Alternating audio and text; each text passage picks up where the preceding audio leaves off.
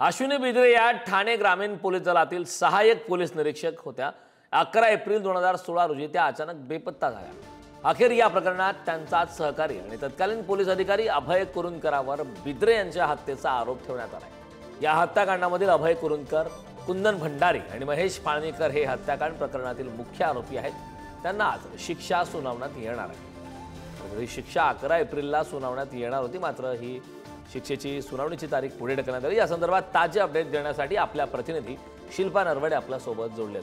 शिल्पा, 2016 11 एप्रिलचं हे हत्या प्रकरण अतिशय धक्कादायक आणि महाराष्ट्रामध्ये थरकाप उडवणारं हे हत्याकांड आहे आणि त्या संदर्भात आज शिक्षा सुनावली जाणार आहे।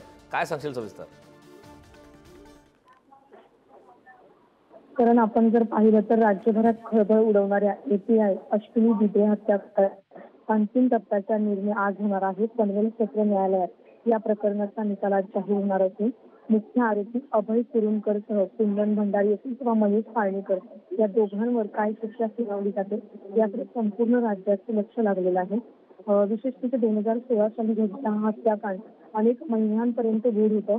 मीरा रोड परिसरात अश्विनी बिद्रे यांची अमानुष हत्या करण्यात आली होती। आरोपी अभय कुरुंदकर यांच्यावर बिद्रे यांच्याशी वैयक्तिक वाद असल्याचा आरोप देखील करण्यात आला होता।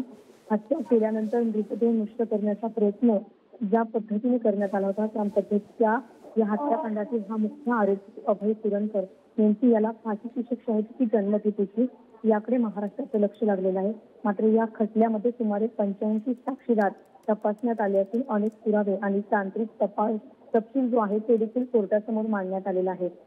विशेष सरकारी वकील प्रदीप भरत यांनी या प्रकरणात फिर्यादी पक्षातर्फे जोरदार युक्तिवाद केलेला आहे आणि आज या खटल्याचा निकाल लागणार आहे अंतिम। त्यामुळे जे आरोपी आहेत हे त्या तिन्ही आरोपींना नेमकी काय शिक्षा सुनावली जाते ते देखील महत्त्वाचं आहे। पनवेल सत्र न्यायालयामध्ये सकाळी 11 वाजता ही अंतिम सुनावणी होणार आहे आणि या आरोपींना नेमकी काय शिक्षा सुनावली जाते हे पाहणं महत्त्वाचं आहे। करण नक्कीच शिल्पा, फाशी की जन्मठेप, नेमकी शिक्षा काय सुनावली जाते हे पाहणं महत्त्वाचं आहे। खूप खूप धन्यवाद या महत्त्वपूर्ण अशा माहितीसाठी।